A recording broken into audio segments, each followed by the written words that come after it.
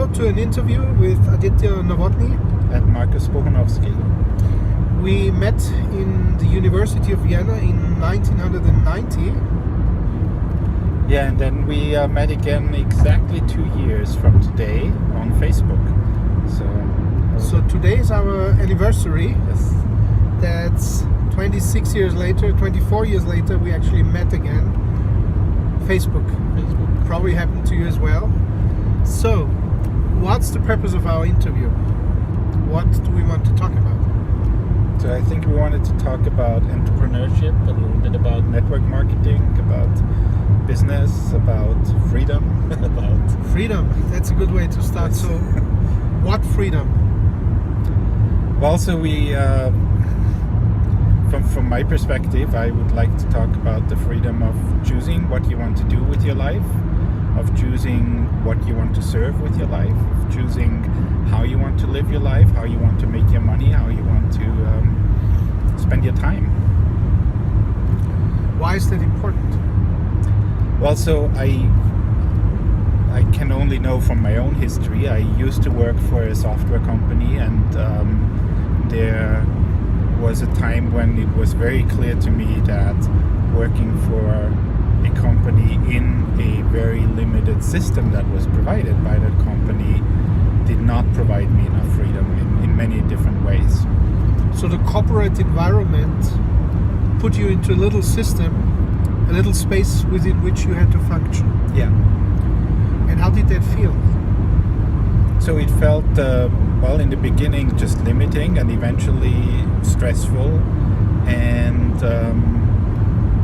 bad. I'm very stuck, I would say.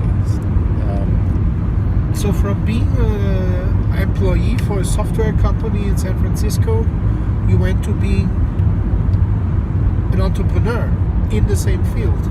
That was my first step. So I quit this company, and it was partially not just the being limited in terms of how much money I make or things like that, but even in the work itself. I was writing software, and there were many opportunities that the company wouldn't see and wouldn't take. And so by quitting, I started to do first in the same industry, very similar work, and it grew eventually into a company with offices on 2 continents. We were near the Silicon Valley in San Francisco, and then we had an office in Berlin as well. And that's cool. That's quite a thing. So how did that feel compared to being an employee? What would you say are the 3 most important things for you to stay in the same field, but to be on your own, to be self-responsible, to work out the strategy, the entrepreneurial goals for yourself? What was the difference? So first of all, to be free from these constraining systems, to be able to create and to choose in which direction we wanted to go. Right? So suddenly, when I felt like, we could do this other thing, we could actually do this other thing. And when customers wanted something else, we could do that for them. That was not the case. So there was right away a freedom to the creativity. Second, I would say money. There was a freedom to money. It's a different thing if you get a fixed paycheck, no matter what you do, how much you write. Software that you write wouldn't belong to you, or if it is all yours. And that doesn't mean that you don't have a lot of more expenses that you have to spend more money as well. But with that also comes control and choice again, and a feeling of self-responsibility, self-confidence as well, I would say. Wow. So the third? And the third thing, I would say the adventure part and the learning part. Really, it's you're starting to work without a rope, you're starting to work without a net, and while that can be scary, and I know that is a reason for some people that it doesn't fit them, it is an exhilarating, it is a freeing feeling, coming back to freedom once again. And you learn, you grow, you grow faster, certainly. So number one, as an employee, you work within the systems. As an entrepreneur, you create the systems. Yes. You can choose which systems to use. That means you also may not miss out on opportunities because you see them. Whereas as an employee, even if you would communicate these opportunities, the corporate culture maybe wouldn't allow you to follow them. Right. Secondly, as an entrepreneur, you own what you produce. As an employee, you produce for your employer, but he owns the fruit of your work. Which is also interesting. How does that feel? It feels... Your creation belongs to somebody else. Yes, it feels bad and it feels incorrect. It feels like something is not right in that system, right? And so some people feel that very strongly, some people don't, but then, then you feel the stress and you don't know where it's coming from. And somewhere in the back of your mind you think, oh my, I set my weekend here and I wrote this software. I came into work on Monday and now it belongs to them. And they might do something with it, or they might not do something with it. And, it's a very different feeling when you work for yourself.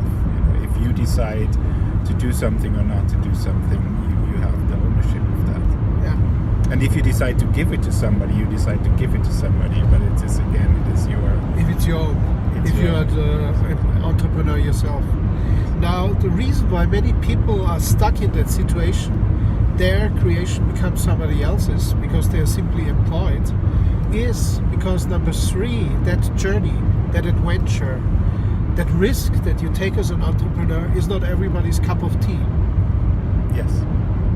At least I have to assume that I know it is mine, and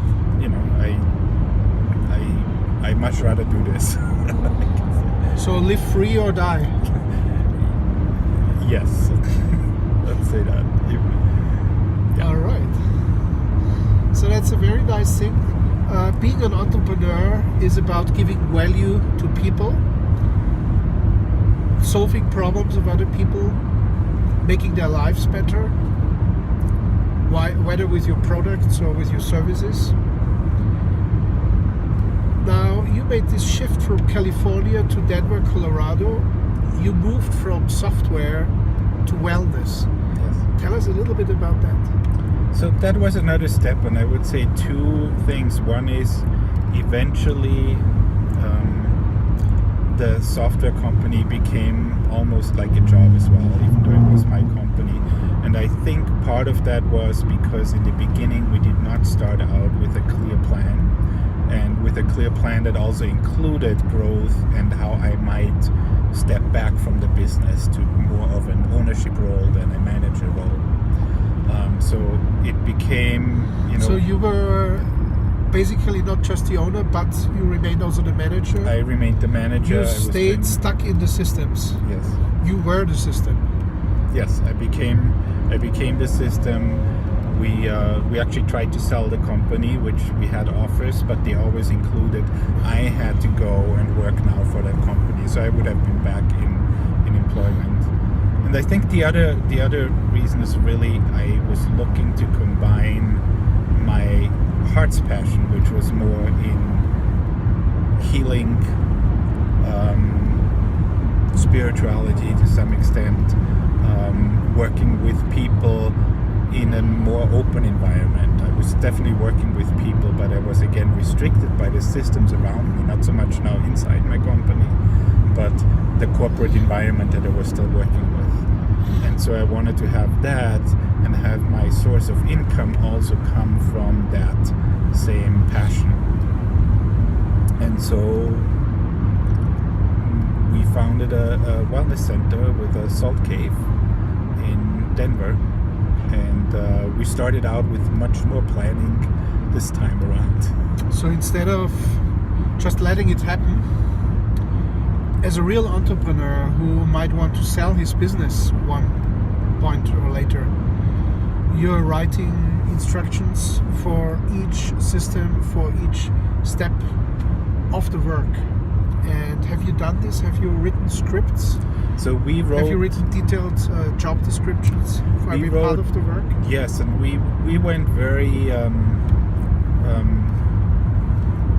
from the general to the specific. So we said, okay, even before the wellness center existed, what areas does a business like that need? It needs the people who provide the services. You might have people who come in, do classes. We have, marketing and so on. And then went from there, defining not just the steps, which we actually went pretty detailed, considering that we never had a wellness company before. But we also went the purpose. What's the purpose of this function? What is the purpose of the person who's going to sit at the desk? What is she actually or he here for? What is so she you're want to always give? focused really on the why. On the why. You focused on the mission. Yes. Did you have a mission statement in your software company? Do you have a mission statement in your wellness company?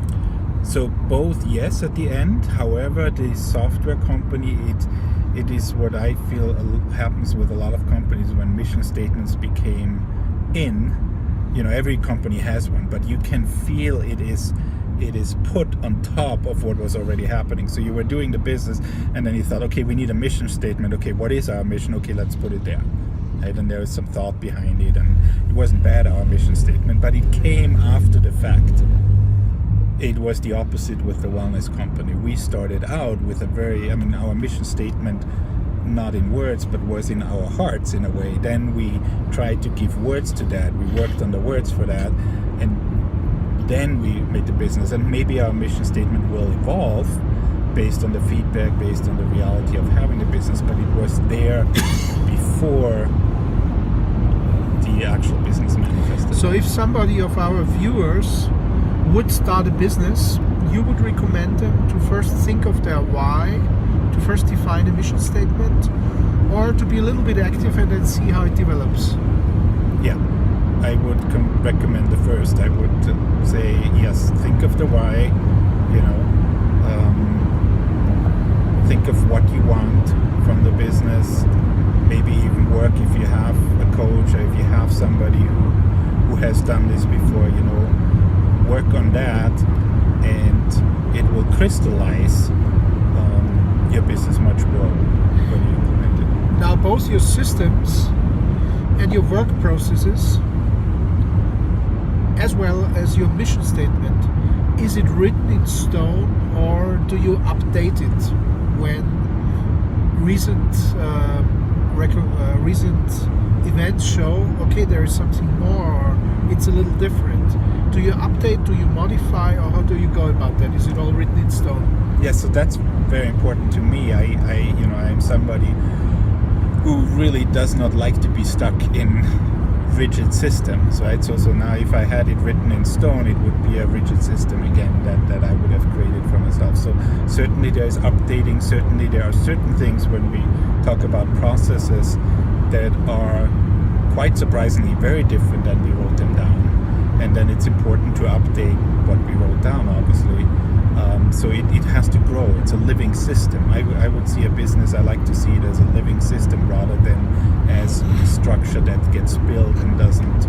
But even the changes we're at least looking into, is there something we can formalize about that? Is there something we can formalize about even how we can make the changes, to make it easier to make these changes, to make it quicker, to make it possible for not just me to make the changes, so not that I am not again defining something for everybody else who works in this business, but can we incorporate the input that's there when business is actually done directly even from somebody else, and is there some way to again make that easier, make that more formalized? Now that is an interesting thought. You mentioned you don't want to define it for everybody else.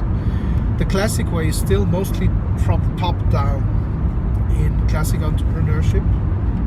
Of course, some people, they're part of mastermind groups. They have specialists, experts, either outside of the company or even within the company, and they consult with them. Still, the decision-making process and the whole procedure is usually top-down. Now, you have made another switch, which doesn't mean you have given up on the salt cave, on your wellness business, but as I'm a network marketer, we joined forces about a year ago to work also in network marketing together. And in network marketing, we are both top down as well as bottom up. We are not competitors, which can even happen within a company, but we are win-win. Now, that shift or that addition to your portfolio as an entrepreneur of network marketing interests me. Wouldn't it be enough to just do the wellness business, the physical wellness business? I mean, the Salt Cave is a sensational thing. I recommend everyone, if you're in Denver, Pearl Street, South Pearl Street, you should go and pay a visit there and take 1 or 2 hours, because you will be a new person when you come out of there. So why the addition of network marketing, and what do you see is different from traditional business? Yeah, I think network marketing has a wonderful combination of system and freedom. So one reason, so wouldn't it be enough? Yes, certainly it could be enough. And maybe I thought it would be enough to have the wellness center and build that. Again, I'm following the inspiration of the moment, right? So if network marketing maybe hadn't come into my life, if your specific business hadn't come into my life, but when it did come, it was apparent, it was something that really inspired me. The products inspired me, the way that Aditya that you do it, you know, that inspires me. Thinking of, oh, I can do that. You are very successful in it in a very, very short time also, I must say. And so that is inspiring to me. And then that it is something that really seems to be possible even with a business that's only a year that we opened our wellness center, and that, you know, you're usually very busy as a business owner there. So it's not conflicting, it's complementary. Yes, it's complementary, it fits, it's in the same area, and there are strong systems, strong support that allows me to spend, you know, a few hours a week rather than to be 100% now in another business, and then I would have really had to hand off, and our wellness center is not at that place where I want to completely hand it off to be managed by somebody else. So it's interesting. One takeaway here is, of course, if you're in network marketing, at the same time you're still employed, or at the same time you have another business, it should never conflict with each other. Some people do different businesses all at once that are conflicting, and that's an absolute no-go. You should stay away from that. It's a sure way to be unsuccessful. The other takeaway is, of course, that with network marketing, you become part of a company that has all the systems in place. The product research, the whole shipping, the whole accounting, the virtual office or online office or back office. And that means you can focus on a very beautiful part in network marketing, which is the person-to-person, the human being to human being relationship, and build a network between human beings. And leave the rest of the stuff, the problems, the headaches, mostly to the company.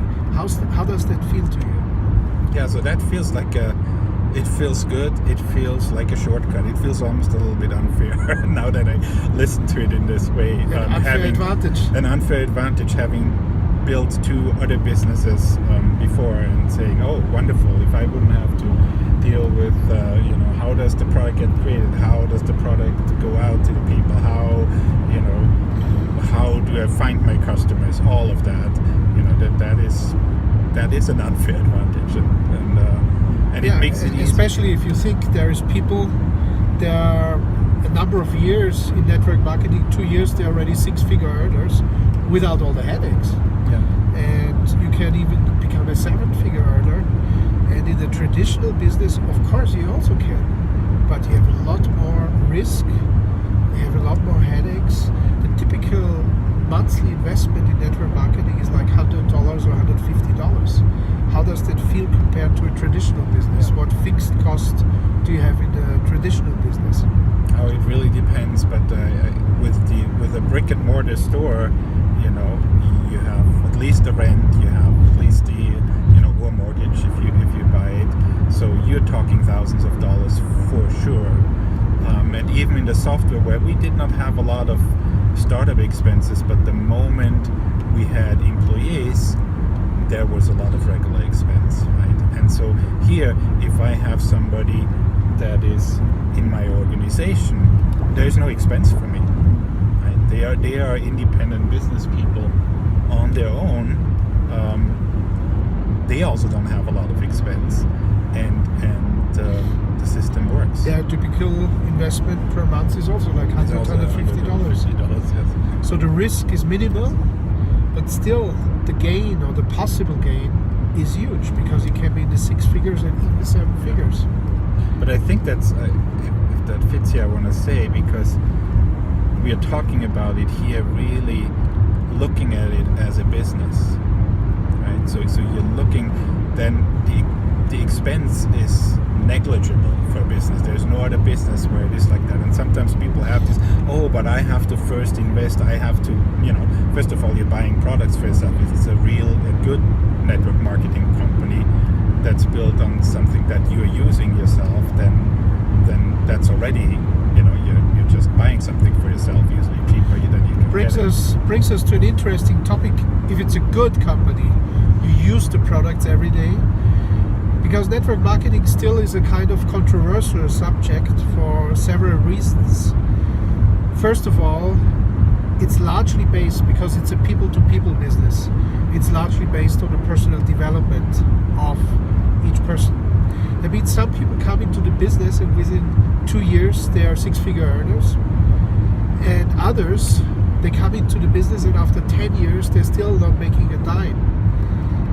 And they get desperate and they become pushy and they create a hype and they try to use tricks, and also successful ones sometimes use techniques I would say are rather doubtable, rather curious, and put a bad light on the network marketing industry. It's like scorched earth they leave behind.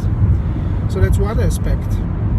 And the other aspect is, in some companies, the product is not the main thing, but the opportunity, which leads sometimes to the absurd situation that distributors of that company order the product only to throw away the product to the garbage every month, because for them, they don't use it. So basically the product is just, it's fake. It's like a stooge. And of course that's an aspect. I'm personally very committed to this aspect, because I strongly believe in providing people value that improves their lives. So if a product is so bad that you throw it away, no wonder the FTC is after such companies, but also it puts a bad spotlight on the network marketing industry. So I would like to hear your take on A, the personal development issue, and B, such weird business techniques, because in what other business would you throw away stuff? Well, yeah, I would say that personal development is something that attracts me, and that is true in many places. So I also act as in the healing and alternative health business, and you have people of all levels of personal development in that business as well, and there can be a lot that can go wrong, or that can seem not seemly if there isn't that relationship, and I also personally, I never saw myself. I got in touch with network marketing many years ago as well, and was not attracted to it because the people that I met were pushy, were salesy, were also from their nature very outgoing people, which I feel I'm not. And to see that it doesn't have to be that way, that you can, with your personality type and with your development, that you can be very successful. You don't have to become a high pressure salesperson. That was very critical and important to me. And you can be very successful, and you can spend a lot of effort in it as well. And in terms of the business practices, that is, I think again it's not unique to network marketing, because I've seen, in the corporate world, we work with very big, very successful companies, and you have things going on there that are, very much in the same level. They might not throw away the product, but there are practices that just make no sense, and that's one reason I wanted to get out. But network marketing had kind of it became this thing for some people because of some of the early companies, or some of the companies still around, that don't have a product that really attracts people. Okay, so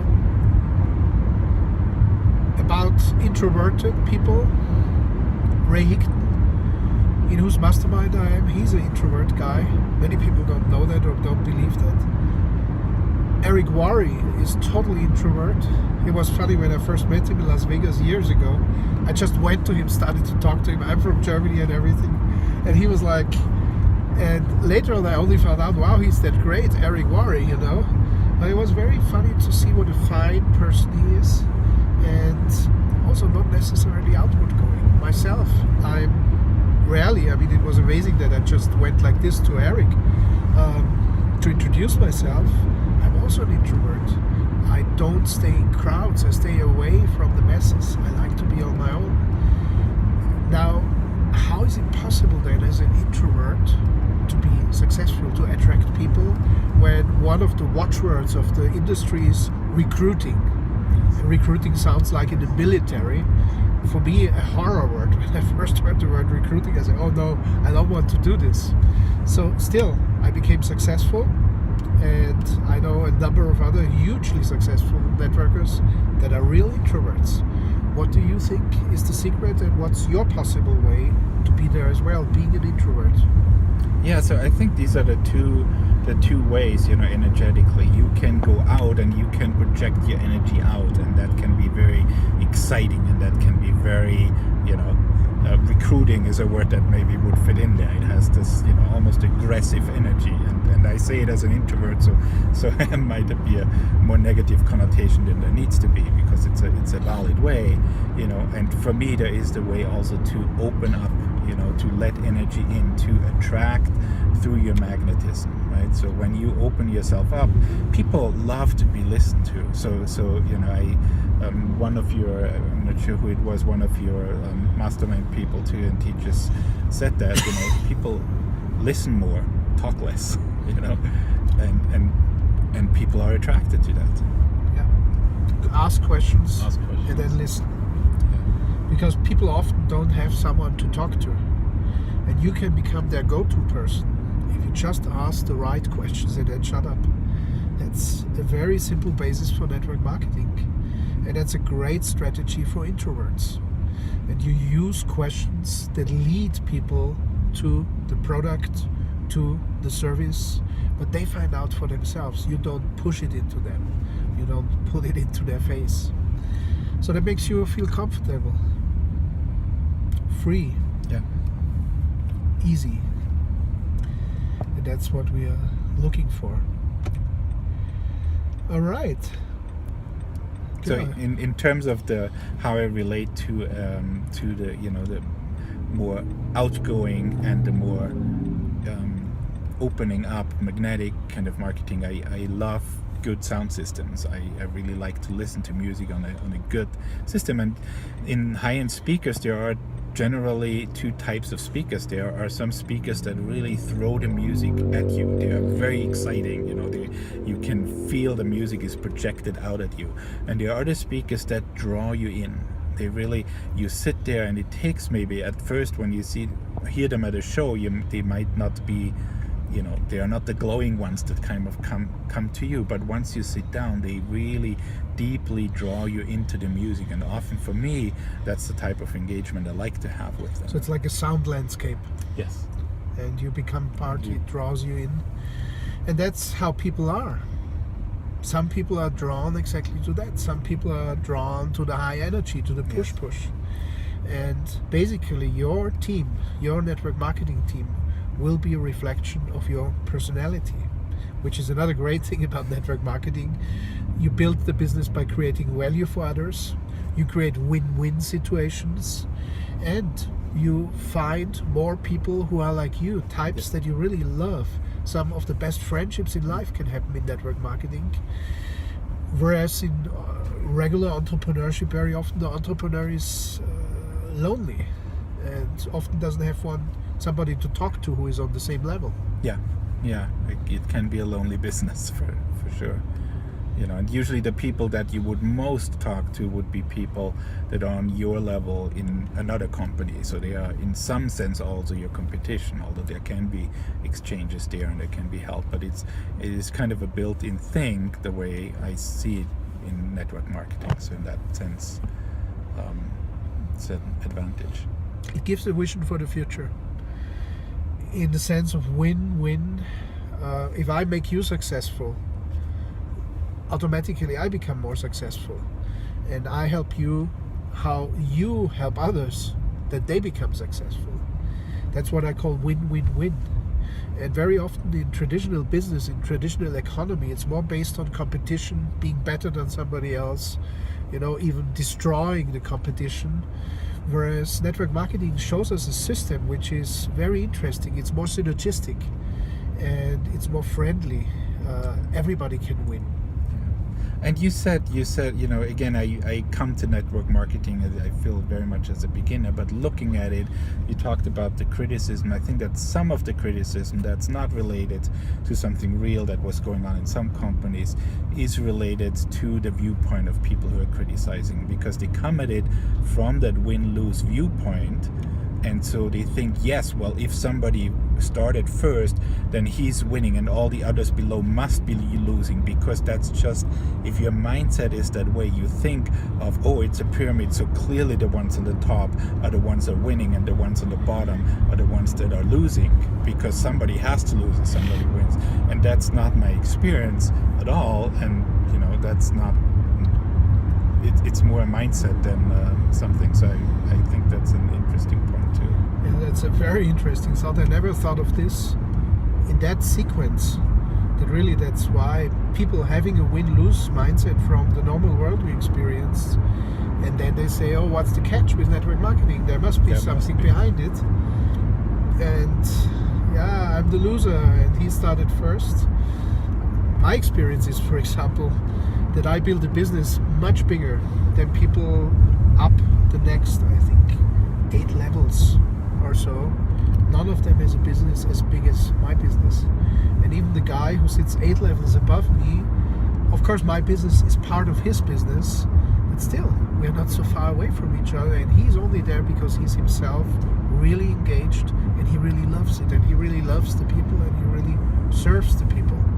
So I would be very happy if you surpass me, Markus. And I don't think that is impossible. That is very much possible. At least from the compensation plan, from the possibilities that exist in network marketing. It's fascinating. If you want to do it, if you have the intention to do it, if you have the goals, that's another thing. But possible it is.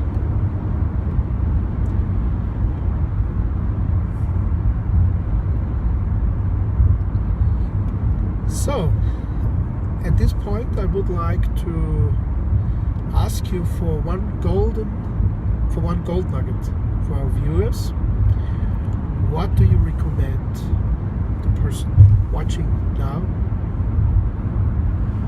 So, we talked about network marketing, we talked about entrepreneurship in general, and I feel more competent in entrepreneurship in general. So I would say, it's a cliche, follow your heart, but it's, listen to those messages. So from my path, from working for a company, then doing the same thing for myself, then moving into an industry that my heart really resonates with, and now going and expanding that, it's all about listening to these little, and sometimes they get big, these voices, if you don't listen to them for a while.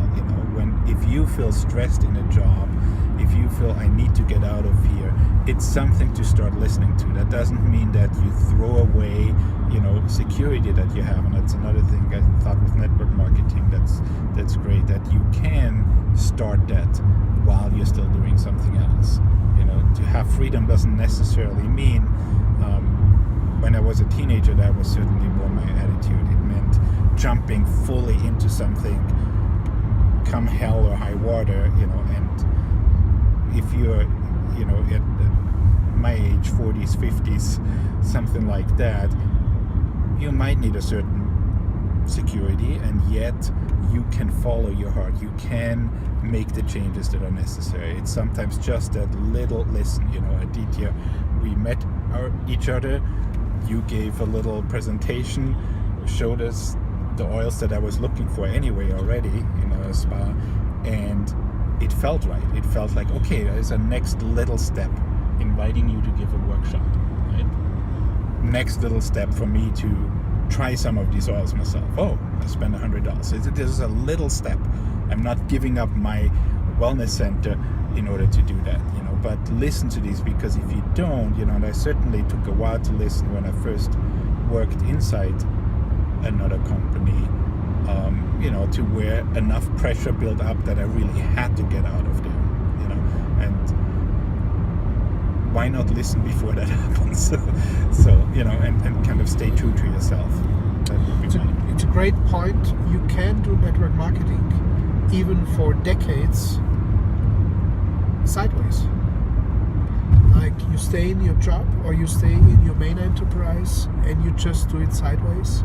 And of course, for many people, because that's the nature of network marketing, it can become so big that after a while it produces 2 times, 3 times, 5 times, 10 times the revenue that you get from your primary business.